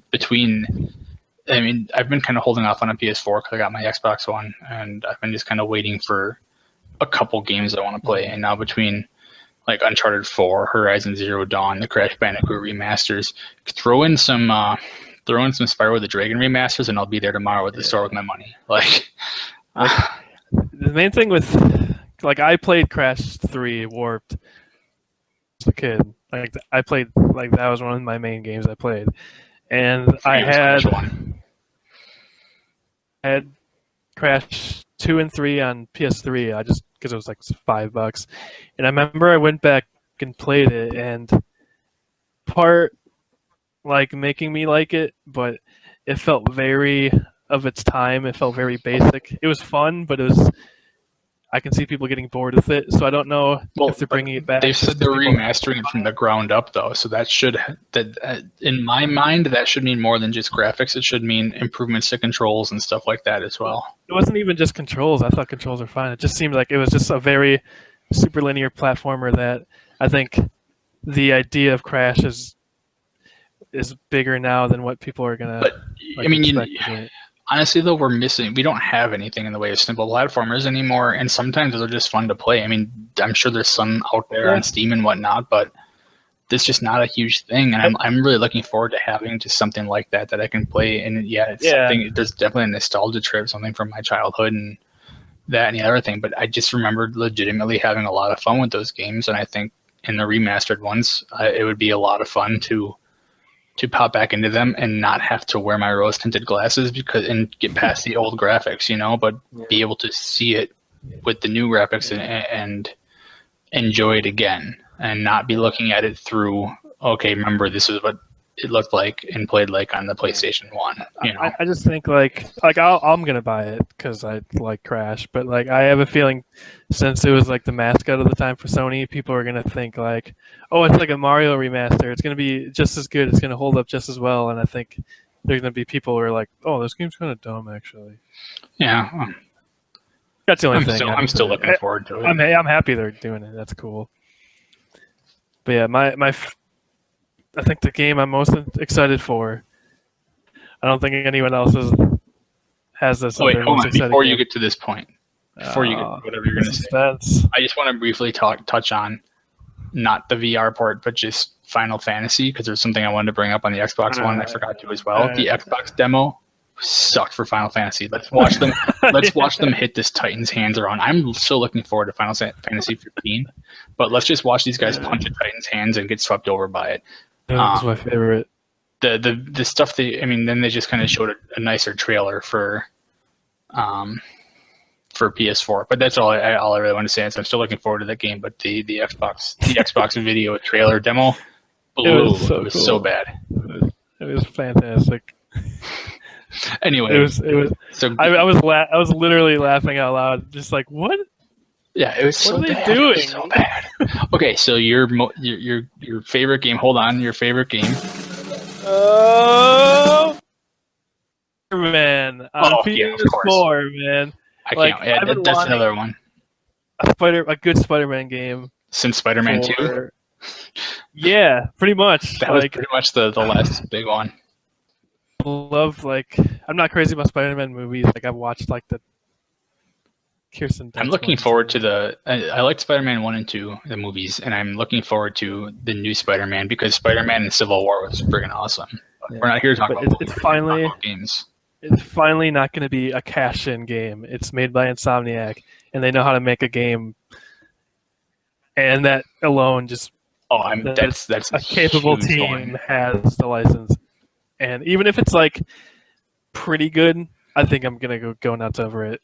Yeah, I'm really hoping it lives up to what my nostalgia is for Spider-Man 2, and brings a good open world. You can swing around, all that kind of stuff. Because for what that game was for back in the day, that was at the time period that game was awesome, and I've been waiting for something similar to it. And this Spider-Man looks like it could be it. Just knowing that a capable developer has their hands on it just gets me excited. They could even just look at Spider-Man 2 and just refine it and just make it 2016-ified. Yeah. And it would be sweet. But the trailer looked awesome. I cannot wait. And I think it is exclusive to it is PS4. It makes sense. Sony has the movie rights to Spider-Man. Dude, I'm so excited. I don't think they announced a date or anything, though. No, I think they just put up hashtag Spider-Man PS4 or something like that. Can't wait. I cannot wait. I just want a good Spider-Man game. That's all I want. Batman got one. I just want Spider-Man. Yeah, it looks real cool. So do you want to talk about PSVR? Hell yeah, dude. All right. I'm actually intrigued. I might be not sold towards that just because of the cost-wise over PC. I've seen good impressions. My biggest problem is the PSVR, from my understanding at least, runs 1080 across both eyes, which means you get lower resolution and it's not going to look as immersive and good in VR, which I noticed immediately when they showed the Final Fantasy trailer. For the Final Fantasy VR, which is stupid. The graphics looked like ass, and we were sitting there watching it because Sony didn't really say much about stuff between or before anything. My girlfriend goes, "What the hell? This game looked so much better in the last trailers that we saw for it. We were thinking it was the Final Fantasy 15, and we're like, this doesn't look that good." And then it's like, oh, it's a VR thing, and like stuff like the Vive and the Oculus uses like I believe they use basically 1080 for each eye, whereas the PSVR does not, which means you're going to get less immersion and you're going to get more motion sick, which was one thing too when they showed the Resident Evil VR stuff. There was so much blurring going on, and it just didn't look good. I'm like, all you're going to get is motion sick, and then you're going to have the horror elements. Like, it's hard to demo VR on a big screen. It is, but I've seen VR demos for the Vive and stuff, and they sold me, and nothing I've seen on PS VR has sold me. I think the big thing is just going to be like the price point, and then console gamers. They've definitely got that going for them. Have VR. The other thing that makes me, which is why I'm intrigued. The other thing that makes me think too, though, is like the best VR experiences out there require these big, beefy computers. The PS4, I don't feel can deliver as great of a VR thing with the PS4 specs. It doesn't have, and that's why it's a lower resolution and stuff like that. And I'm not sold. There's been some cool impressions. Like I was seeing some stuff from Greg Miller of Kind of Funny on Twitter, and he was saying the Batman, the Arkham VR was one of the coolest things he's seen. So I'm probably wrong. I haven't used any of them myself. I'm just going off of my understanding of specs, and like, if I had the money right now, I would definitely buy a Vive. Like that's what I've talked to you about it many times. And PSVR's got the price going for it, but to me, I don't feel it's gonna. I just see it not looking that good and not being that immersive because of the specs on it. Yeah, I think you're in the boat of, if I'm going to invest all this money in VR, I might as well make it the best experience I can make. Definitely. Which is understandable. But like, I don't know, with having a PlayStation, not really caring before about PlayStation VR, like them talking about like the new like Star Wars Battlefront X-Wing thing, the space battles, and having all these things. I just that they have the stuff that bringing to it again with like the whole price and having it just in a way. Yeah. And just having different things like Batman and just it just seems like the majority of the stuff they're announcing are similar to what's kind of available for a lot of stuff on the Vive, where it's short little scene things, it's not it doesn't seem like it's I mean the Star Wars Battlefront was an X-Wing VR mission. It was one mission that you can replay and like stuff like that. Now Fallout 4 coming out in VR and stuff like that, that's really cool. I don't know if the PSVR is going to be able to run that though. Did they say if they're going to have it? Because Todd Howard was talking about how with this Project Scorpio, that he was talking about making these more powerful consoles, partially to be able to run like stuff like Fallout 4 in VR and all that, because it's a very intensive game for that, especially if you're going to render it in VR well. And so that's where I'm not entirely sold. If I get a chance to try it, I'm definitely going to give it a shot and check it out, but I'm not sold right now. Yeah, I wonder if they're going to find a way to kind of let people try it, because I don't know how they're going to sell a VR experience without having people at least. I mean, probably the same way that Galaxy sells the gear. They have them set up at like Samsung stuff at phone stores, all that, where you can try them out. I mean, I feel like it's not that difficult for them to put Sony reps in Best Buy or something like that and let people try it out. I'm just kind of at the point now. It's like I have a PlayStation, might as well check it out. Yeah. Instead of spending like the $800 on a Vive, I know it won't be as cool as the Vive, but if I can afford this VR, jump in. Yeah. So, what you asked me to give a score for Microsoft? What's the score you would give on PlayStation? I think I would give it an A, just because it came again after their last year. Like they had a lot to kind of try to follow up, and again they just needed to at their time. They're like, here's new games, here's games you want to see, here's actual gameplay. We're not going to talk much. We're not going to do much cheesy stuff. They just showed off a bunch of things in their I'm hour sure I'm or in the whatever. minority. I do sometimes kind of wish they talked a little bit about it, just to say like on some of the stuff, like here's some actual more information on it, like a Yeah, Last Guardian or something like that. Like the gameplay was cool, or not even Last Guardian, like Horizon Zero Dawn. Like the gameplay was cool to watch. I would have I just want some more info on it. I want everything I can get about the game. And that's where I kind of wish they had talked a little bit more. But I do appreciate that they just went games.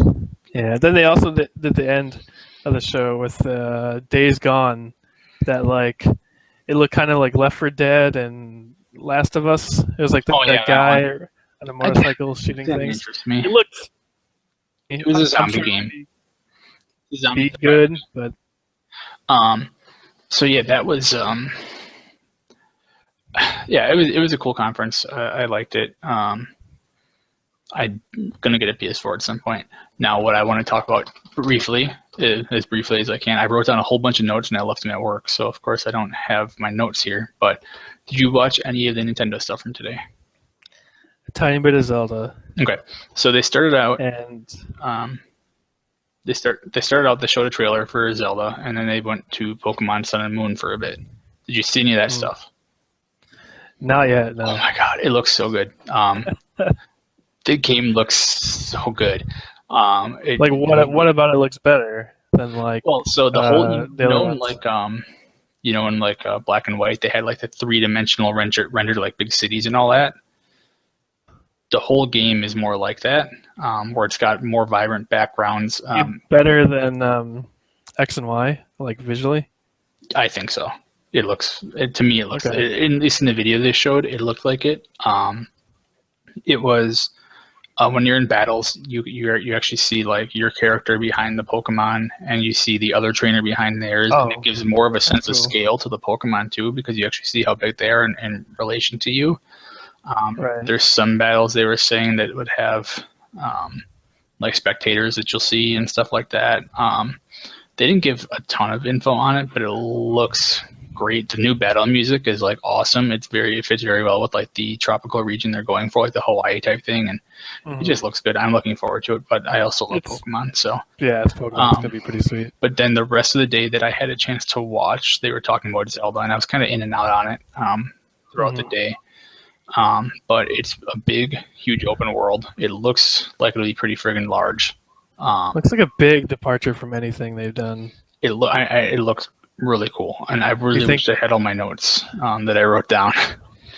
I think that's a good thing that they're going away from just like the Ocarina of Time structure. Definitely. But I don't know if they're going to go too far away that it's not really a Zelda game, but more just like a action adventure. So from what I saw, it still has the Zelda charm to it.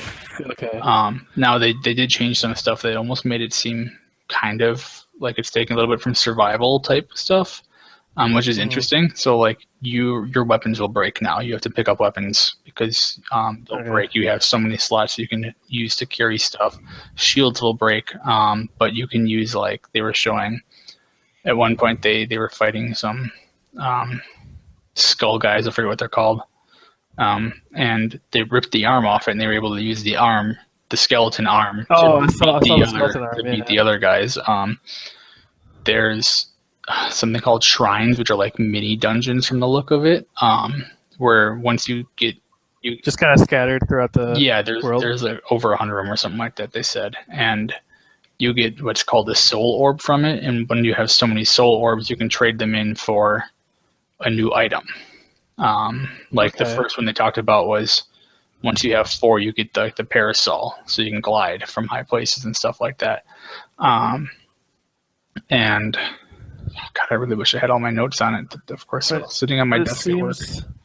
Like I was thinking this, I was kind of hoping this before, but like with Link Between Worlds on 3DS, they went back to like the Link to the Past style. Yeah.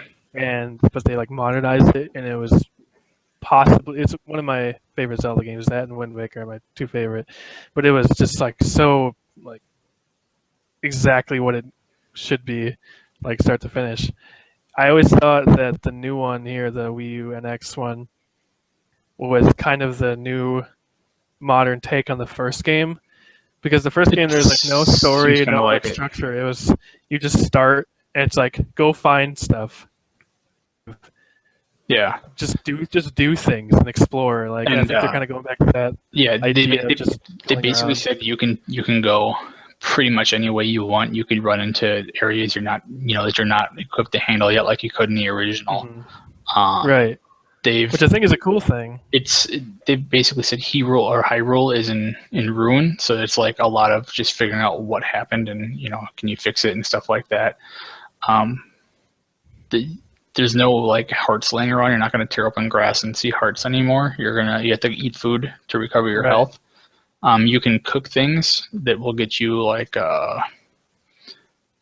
bonus hearts and things like that. So it's like seems like a little bit of at least a minor crafting component in the cooking there. Yeah.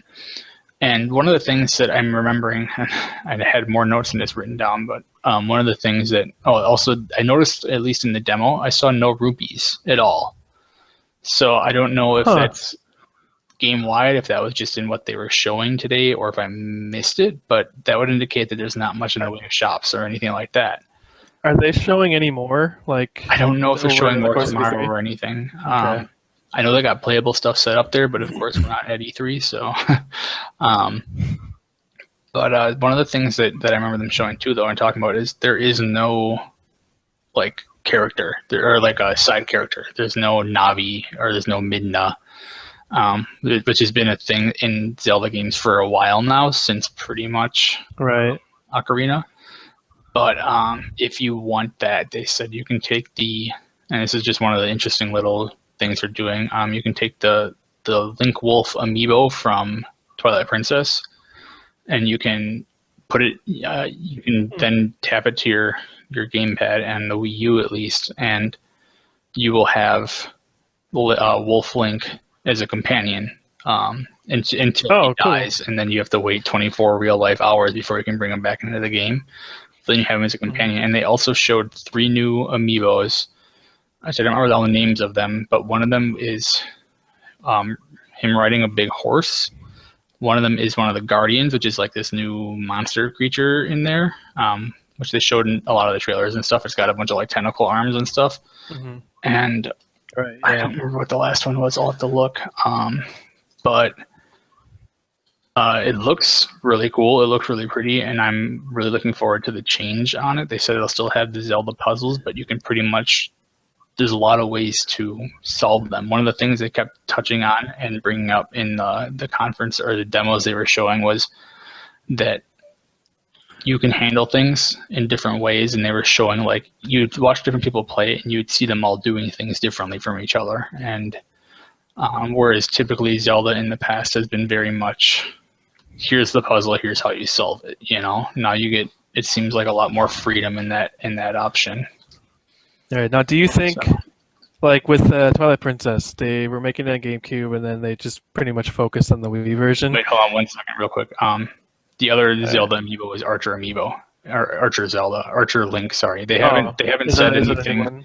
They haven't said anything about what these guys are doing yet. Just the one, the Toon one, or the Wolf Link one. But sorry, just wanted to, because I forgot it. So yeah, with Twilight Princess, they had it on GameCube, but then they focused, it seems, on the Wii one more so. But do you think the focus is for this new Zelda is still on the Wii U over the NX because they have the amiibo? They've been making it for the Wii U for so long, so they have the whole map on the gamepad. I don't know. You think it'll be focused? Honestly, so on Wii U?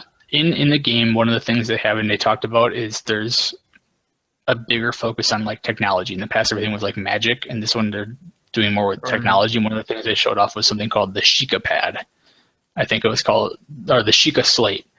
And it reminded me of like an in-game representation of the Wii U gamepad. And they would talk about how you pull up the Sheikah Slate to look at your map, but they would pull up a map on this video they were watching, not like switch to like a gamepad view. So I don't know if the gamepad's really being used that much. This is where I wish Nintendo was talking a little bit more about the NX, because without knowing what it is and what they're doing, it's really hard to say, are they sticking to, are they developing more for the NX? Are they developing more for the Wii U? I mean, they pushed this game back. They pushed this game back to come out simultaneously on the NX next March, which is when supposedly the NX is coming out. So they pushed this game back to do that. I don't know though, because I mean, Twilight Princess was good on both GameCube and Wii, from what I understand. I put it on Wii and it was actually really good. So I don't. It's impossible to say, especially without them not sharing any information. So we don't know what the controller situation is, if there's any similarities there. We don't know. I mean, I'm assuming they're going to have amiibo functionality because they've been pumping these suckers out. So, like, I know they had that news story, like I think it was a few weeks ago, saying that the NX wasn't the successor to the Wii U. They just didn't want to say we're done with the Wii U. It was stupid. The problem is there's just too many rumors. I mean, there were rumors that it was a handheld. There were rumors it's a controller. There's a rumor that it's both. There's rumors of this and that, and there's no information. And all they want to talk about. That was the same thing with the Wii U. It was all rumors. Yeah, and all they want to talk about at E3 pretty much is Zelda for the most part. Yeah. And it's like, I just want to know, and it's all they're showing at their booth pretty much is Zelda. It's like, I want to know, but I want to know more about this NX, and like, we have to wait until later in the year. Yeah, it makes it so hard right now to know, is this going to be, and it's Nintendo, so it'll probably be good on both consoles, but which one is it designed for? Because it started on the Wii U, but then they pushed it back for the NX. So which one is it really going to be better? Now, since they don't have the NX at E3, all the demos are on the Wii U. Which assumed that would be the focus. But then I did see, I want to say it was Pro Jared, he put out a tweet saying he saw that there was some noticeable like frame rate dips in Zelda. Saw a few, like a good amount of them. It's such the game looks like it's so big. It seems like it would need stronger architecture to really run it well, which might be why it's taken so long. I wish they gave us more information on the NX so we could know more. Yeah, me too. Understand better, but we're gonna have to wait. Hopefully, sometime this fall, because I think they said they're planning on it coming out in March. So it better be this fall then. Yeah, or even start like pre-orders for like holiday. Yeah. I mean, it's kind of ballsy to put out a console not in the holiday season too. We'll see. I mean, it worked well for them for the 3DS, but usually, I mean, even the consoles have come out for Nintendo in the holiday season because it's a huge shopping season. So right. So after everything you've seen so far of E3, what do you think, just as a whole? I mean, there was a lot. I'm happy. There was a lot of just stuff that we've seen before. That we're just getting a little more information on trailers or release dates, and it's cool. I'm still feeling like there was a lot of cool stuff at Sony. I wish Microsoft had shown more new stuff, had something new to show that was more, not another sequel or something brand new, And last year that was Recore, which we saw more on this year, but and Scalebound, but they haven't shown anything and didn't announce anything brand new. It was like a lot of sequels and stuff that we've seen before. Zelda, I'm pumped for it because I love Zelda games and it looks really kick-ass, but I want more information. For me, the theme is I want more. Give me more. Yeah. And I guess that's a sign of a good E3, I guess, when I want more information on stuff, but this one was lacking a little bit in that I want more new games. And maybe it's because we got spoiled with previous years with the console still being newer and all that, but... Yeah, I'm really happy overall because I know in previous years there's always a conference that's just like, oh, that was so bad. I didn't show anything. That's so bad. And this year, there were 3. Sony didn't focus on games at all, and it was like, come on. Yeah, and this year it's like everyone is like, all right, they had something cool to show. At least one thing for like everyone. I was like, oh, that was cool. Like there was no like bad conference and. I mean, overall, I enjoyed it. I think I'm just getting greedy, and I just want more. So I guess we'll have to wait for Gamescom and whenever Nintendo decides to put out a Direct. So, yeah, games are getting so big now that like they can show things off, but it's like it's still coming in 3 years. Yeah, and to me, that's the biggest problem with like these shows. It's like they'll show stuff 3-4 years ahead of time, and it's like. Yeah. Cool. So every year I see a little bit about it, and it's like, oh, the game got pushed back again. Oh, the game got pushed back again, and then you keep seeing those games. It's like after a while you're like, give me something that I haven't seen before. Like, yes, I get it. This game is still coming out at some point, but I want something else to dream about right now because I've dreamed about this for the last 3 years. So, Right. So the final thoughts. Just need one more. E3.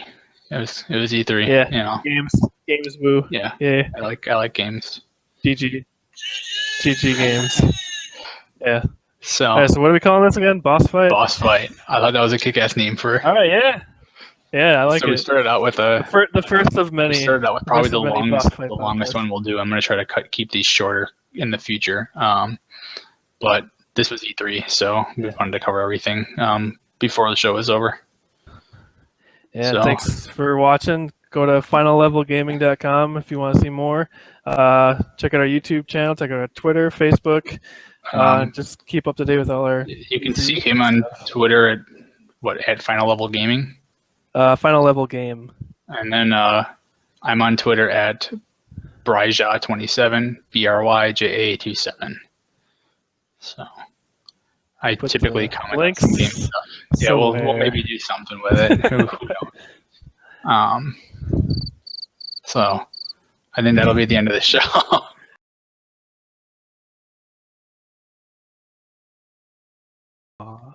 Hey, what are pirates most excited for games? VR. Nobody's gonna watch this again.